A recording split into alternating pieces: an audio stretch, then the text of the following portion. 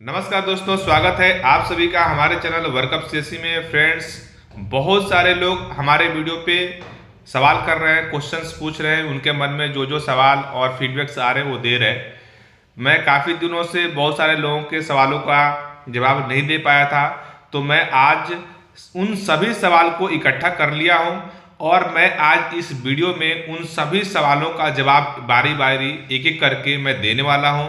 ये जो सवाल है बिल्कुल कॉमन सवाल है, बिल्कुल ऐसे सवाल है जो ज़्यादातर लोगों के मन में आते हैं और कभी ना कभी किसी न किसी सदस्य के साथ में इस प्रकार की प्रॉब्लम आई रहती है और उनके मन में सवाल रहते हैं।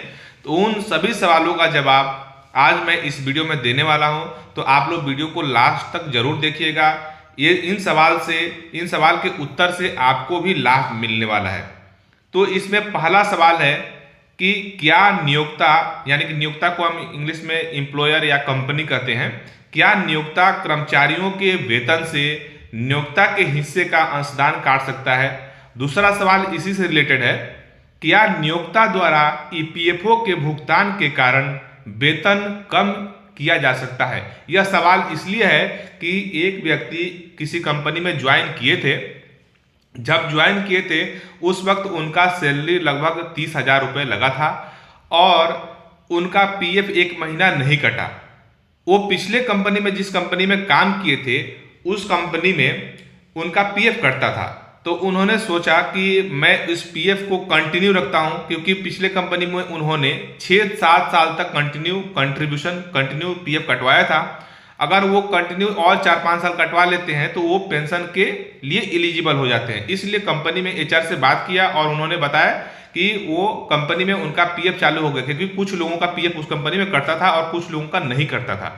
जब उनका पीएफ कटना चालू हुआ तब हुआ यूं कि जो उनको सैलरी 30,000 रुपये लगा था उसमें से वो कम कर दिया गया, यानी कि कंपनी ने अपना खुद का हिस्सा और एम्प्लॉयर अपना कर्मचारी का हिस्सा, दोनों ही उस कर्मचारी के सैलरी से काटना चालू कर दिया। तो उन्होंने मुझे इस वीडियो में कमेंट किया था, मुझे पिछले 2-3 वीडियो में कमेंट किया है, आप देख सकते हैं जाके कि। तो इसका जवाब है कि यदि कोई कंपनी किसी कर्मचारी के सैलरी से अपना हिस्सा भी काटता है पीएफ में जमा करने के लिए, तो ये पनिशेबल ऑफेंस है, दंडनीय अपराध है, आप इसकी कंप्लेन दर्ज करा सकते हैं। दूसरा कि क्या नियोक्ता द्वारा ईपीएफ में भुगतान के कारण वेतन कम किया जा सकता है। जैसे कि उनका 30,000 रुपये पहले सैलरी मिल रहा था, अब उनका वेतन को कम कर दिया गया और वेतन कम करके उनको क्या कर दिया गया, उनका पीएफ में पैसा जमा होने लगा। तो ऐसा नहीं होना चाहिए, ये भी गलत है, क्योंकि पीएफएमपी अधिनियम 1952 की धारा 12 के तहत इस पर विशेष प्रतिबंध है। तो ये 2 सवाल का जवाब आपको मिल गया है। अगर ऐसा किसी के साथ हुआ है तो इसके लिए पीएफ ऑफिस में कंप्लेन दर्ज करा सकते हैं। अगला सवाल है, क्या दैनिक वेतन भोगी कर्मचारी या पीस वेतन भोगी कर्मचारी ईपीएफ के सदस्य बन सकते हैं।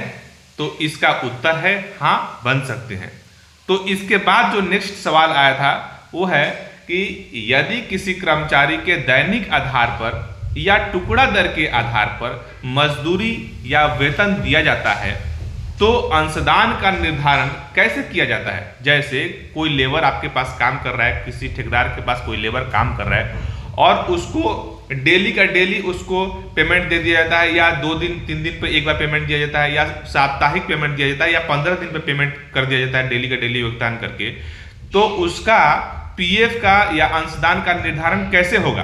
तो इसका जवाब है कि देय अंशदान का निर्धारण करने के लिए उस कैलेंडर माह में भुगतान की गई मजदूरी के हिसाब से कैलकुलेशन किया जाएगा। अर्थात आप किसी को 7 दिन पे पेमेंट दे रहे हैं, 10 दिन पे पेमेंट दे रहे हैं, उन सबका एक साथ में पूरे महीने में आपने उसको कितना पेमेंट किया, उसके हिसाब से उसका टोटल करके उसका कैलकुलेशन किया जाएगा। अगला सवाल किसी ने किया था मेरे वीडियो पे, क्या सदस्य नियोक्ता द्वारा विलंब से जमा की गई राशि भविष्य निधि बकाया राशि पर पूर्ण ब्याज पाने के हकदार हैं। अर्थात मान लेते हैं किसी कंपनी में आप काम करते हैं, किसी ठेकेदार के पास कोई काम करता है और वो ठेकेदार आपके सैलरी से हर महीने पीएफ तो काटता है, लेकिन वो हर महीने पीएफ में जमा नहीं करता है, वो 2 महीने 3 महीने पे जाके जमा करता है। तो क्या उस पे जो ब्याज मिलेगा वो मतलब बिल्कुल इक्वल मिलेगा, या जितना उसने लेट किया उतना कम ब्याज मिलेगा? इसका जवाब है कि बकाया राशि वसूलने के बाद पीएफ सदस्य को प्रत्येक देय महीने के लिए पूरा ब्याज दिया जाएगा, और यह किसी भी तरह से सदस्य को दिया गया अंशदान पर देय ब्याज को प्रभावित नहीं करेगा। नियोक्ता से क्रमशः अधिनियम की धारा 7Q के तहत दंडात्मक ब्याज, दंडात्मक जिसको पेनाल्टी कहते हैं, पेनाल्टी ब्याज भी उसे कलेक्शन कर लिया जाता है एम्प्लॉयर से, और धारा 14B के तहत जो पेनाल्टी या जो भी हर्जाना वसूला जाता है वो उसको उसमें सेटलमेंट करके आपको पूरा ब्याज मिल जाता है, उसमें कोई टेंशन की बात नहीं है। अगला सवाल है कि कर्मचारी को अगर निलंबन कर दिया जाता है, सस्पेंड कर दिया जाता है, तो उस अवधि के दौरान जीवन निर्वाह भत्ता दिया जाता है, क्या इस पर भी पीएफ अंशदान दिया है? तो इस सवाल का जवाब है नहीं। जैसे कोई किसी प्राइवेट कंपनी में काम करता है, उसको सस्पेंड कर दिया गया, तो उसमें कुछ उसके भत्ते दिए जाते हैं उसको, मतलब अपना डेली लाइफ चलने के लिए। तो उस भत्ते पे क्या पीएफ का अंशदान दिया होता है? तो उस पर नहीं होता है। क्या कोई कर्मचारी सेवा छोड़ने के बाद रिटायर्ड हो गया, नौकरी छोड़ दिया या रिजाइन कर दिया, तो उसके बाद पीएफ में योगदान कर सकता है? तो इस सवाल का जवाब है नहीं। वेतन और नियोक्ता की अनुपस्थिति में कोई वसूली नहीं की जाती है।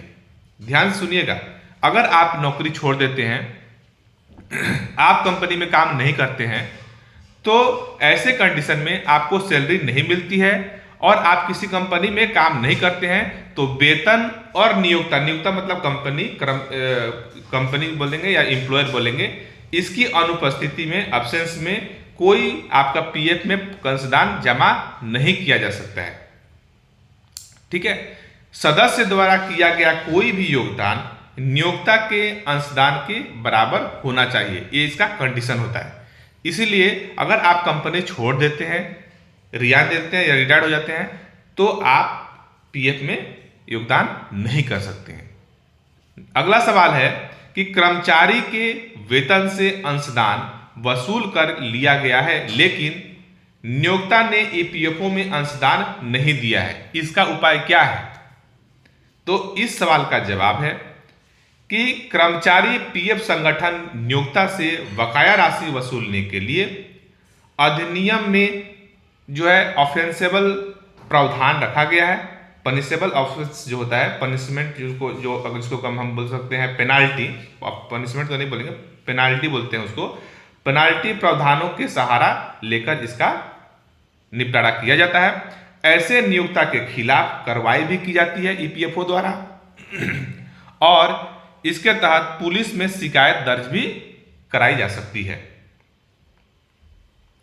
अगला सवाल है कि नियोक्ता द्वारा पीएफ बकाया का भुगतान न करने पर क्या प्रभाव पड़ेगा? अगर कोई कंपनी, यदि कोई आपका एम्प्लॉयर पीएफ का जो भी बकाया है उसका भुगतान नहीं करता है, तो सदस्य पे इसका क्या प्रभाव पड़ेगा? अथवा नियोक्ता द्वारा पीएफ बकाया का भुगतान न करने से सदस्य कैसे प्रभावित होते हैं?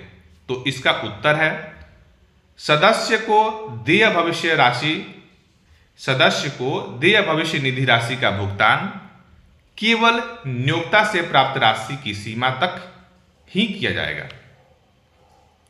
क्या नियोक्ता किसी सदस्य को देय पीएफ राशि से कोई बकाया राशि वसूल सकता है? इसका जवाब है कि नहीं, ऐसा नहीं किया जा सकता है, यह पूर्णतः प्रतिबंधित है।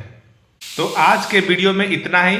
अगले वीडियो में हम जानेंगे, और भी 10 या 12 हमारे पास सवाल है, अगले वीडियो में जानेंगे। जैसे कि कर्मचारी के वेतन से अगर कोई कंपनी जो है अंशदान वसूल कर लिया, कटौती कर लिया, काट लिया और पीएफ में जमा नहीं किया, तो इसके बारे में, इसकी सूचना, इसकी कंप्लेंट कैसे और कहां किया जाए, अगले वीडियो में इसके बारे में हम जानेंगे।